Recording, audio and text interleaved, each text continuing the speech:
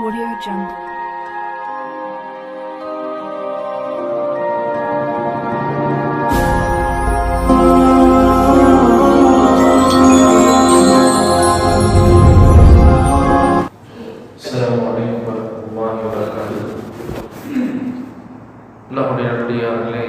அல்லாஹ்வினுடைய அருளால் 24வது ஜுஸினுடைய அரை ஜுஸு ஓதப்பட்டுள்ளது. அல்லாஹ் ஜல்லல்லாஹு தஆலா தனது அருமறையாம் திருமறையிலே நேற்று ஓதப்பட்ட சூரத்து யாசீன் என்கிற சூறாவை பற்றி பெருமானார் ஸல்லல்லாஹு அலைஹி வஸல்லம் அவர்கள் சொல்லுகிற ஒரு வார்த்தை என்னவென்றால், கல்புல் குர்ஆனி சூரத்து யாசீன். ஒவ்வொரு மனிதனுக்கும் எப்படி உள்ளம் இருக்கிறதோ அதுபோல குர்ஆனுக்கு ஒரு உள்ளம் இருக்கிறது என்று சொன்னால் அது சூரா யாசீன் சூறாவாகத்தான் இருக்கிறது என்று ஸல்லல்லாஹு அலைஹி வஸல்லம் அவர்கள் சொல்லியிருக்கிறார்கள். அது மட்டுமல்லாது ஸல்லல்லாஹு அலைஹி வஸல்லம் சொல்கிற மற்ற விஷயங்களில் சூரத்து யாசீன் இருக்கிறதே, இக்ரவு அலா மௌதாக்கும் சூரத்து யாசீன், நீங்கள் உங்களுடைய மரணித்தவர்களுக்காக வேண்டி யாசீன் சூறாவை நீங்கள் ஓதுங்கள் என்று ஸல்லல்லாஹு அலைஹி வஸல்லம் அவர்கள் சொல்லியிருக்கிறார்கள். இப்படி பல சிறப்புகளை உடைய அந்த சூறாவிலே அல்லாஹ் நிறைய விஷயங்களை சொல்லி காட்டுகிறார். அதில் முதல் விஷயம், அல்லாஹ் தன்னுடைய குர்ஆனை பற்றி புகழ்ந்து கூறுகிறார். யாசீன் வல் குர்ஆனில் ஹகீம், ஞானமுடைய குர்ஆனின் மீது சத்தியமாக, இன்னக லமினல் முர்சலீன், நிச்சயமாக நாயகமே நீங்கள் அல்லாஹ்வினுடைய இறை தூதர்களில் இருந்து நீங்கள் இருக்கிறீர்கள் என்று அல்லாஹ் யாசீன் சூறாவினுடைய ஆரம்பத்தை சொல்கிறார். குர்ஆன் இருக்கிறதே நிறைய ஞானங்களை ஒரு மனிதனுக்கு சொல்லக்கூடியதாக இருக்கிறது. அதனால தான் அல்லாஹ் தஆலா குர்ஆனில் மற்றொரு இடத்தில் சொல்லும்போது, அப்பனா எதத்தப்போர் குர்ஆன், நீங்கள் குர்ஆனை சிந்திக்க மாட்டீங்களா, அலா குலூபின் அக்பாலுஹா, உங்களுடைய உள்ளங்களிலே பூட்டு போடப்பட்டிருக்கிறதா என்பதாகவெல்லாம் அல்லாஹ் தஆலா கேட்கிறான். இப்போ குர்ஆனுடைய வசனங்களை பற்றி பேசினாலோ அல்லது குர்ஆனுடைய வசனங்களை ஓதினாலோ அல்லாஹ் மற்றொரு இடத்துல ஈமான்தாரிகளை பற்றி சொல்கிற போது அவர்களுடைய ஈமான் அதிகரிக்கிறது என்று அல்லாஹ் சொல்கிறான்.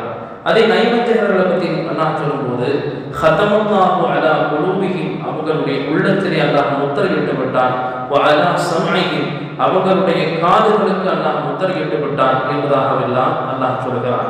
இப்ப ஒரு பயான் நம்ம கேட்டாலும் சரி, அல்லாஹ்வுடைய வசனங்களை பற்றி பேசுகிற மஜ்லிஸில் நாம் இருந்தாலும் சரி, இந்த ஆயத்திலிருந்து அல்லாஹ் சொல்கிற விஷயம் என்னன்னா, நமக்கு அல்லாஹ்வினுடைய ஆயத்தை கேட்கிற போது ஈமான் அதிகரிக்க வேண்டும், நம்முடைய அமல்களிலே நம்முடைய செயல்பாடுகளிலே மாற்றங்கள் வர வேண்டும்.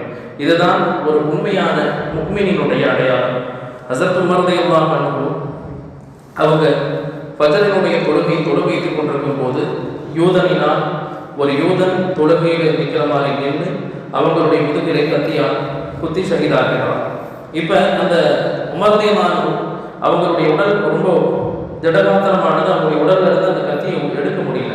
அப்போ மறுபடியும் சொன்னாங்க, நான் தொழுகையில் நிற்கிறேன், அப்போ நீங்கள் எடுத்துருங்கன்னாங்க. அப்போ அவங்களுடைய உடல் அல்லாஹ்வினுடைய அச்சத்தால் குர்ஆனுடைய வசனங்களை கேட்கிற போது எந்த அளவுக்கு அது மெலிமையாக ஆகியிருக்கும் என்பதையெல்லாம் நாம் சிந்தித்து பார்க்க வேண்டும்.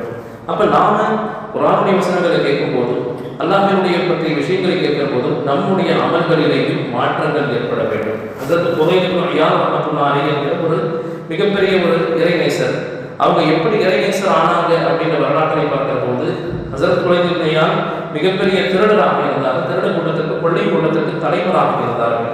ஒரு நாள் அவங்க திருடுறதுக்காக வேண்டிய ஒரு வீட்டுக்கு போறாங்க.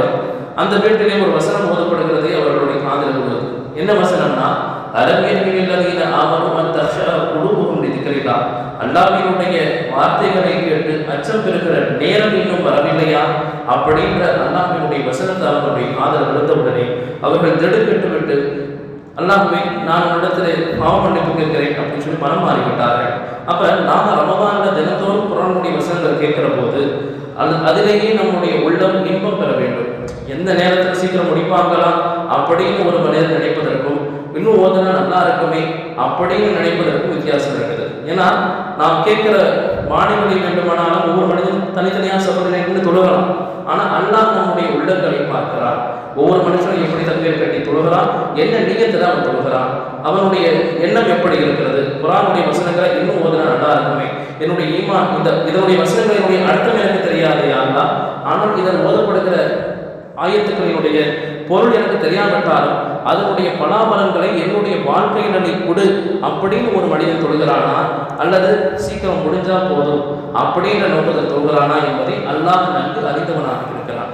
அதே மாதிரி அல்லாஹ் இந்த சூறாவில் ஒரே ஒரு விஷயத்தை சொல்றான். என்னன்னா, அல்யௌம நஹ்திமு அலா அஃப்வாஹிஹிம், கியாமத்துடைய நாளில் நாம் மனிதனுடைய வாய்க்கு முத்திரையிட்டு விடுவோம். அதே போல் அவர்களுடைய கைகளும் அவர்களுடைய கால்கள் எல்லாம் அவர்களுக்கு எதிராக சாட்சி சொல்லும். நம்முடைய கை கால்கள் தான் நமக்கு எதிராகவே மறுமை நாளிலே சாட்சி சொல்லக்கூடியதாக இருக்கிறது. நீங்கள் என்னென்ன தவறுகள்லாம் செஞ்சீங்களோ அந்த எல்லா தவறுகளுக்கும் உங்களுடைய உடல்கள் தான் காரணமாக இருக்கிறது. அப்போ சொல்வாங்க, நம்முடைய உடல் உறுப்புகளிலிருந்து தக்குவா என்பது வெளிப்பட வேண்டும். நம்ம சாப்பிடாம இருக்கிறோமே, இது நம்முடைய உடலுக்கு அல்லாஹ் கொடுக்கின்ற தக்குவாவுக்கான பரிசோதனை.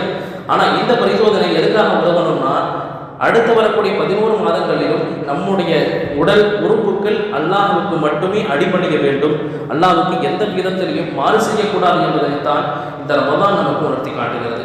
எனவே வல்லரஹ்மான் எதையெல்லாம் நாம் கேட்டோமோ அதன்படி அமல் செய்ய தௌஃபீக் செய்து அருள் புரிவானாக.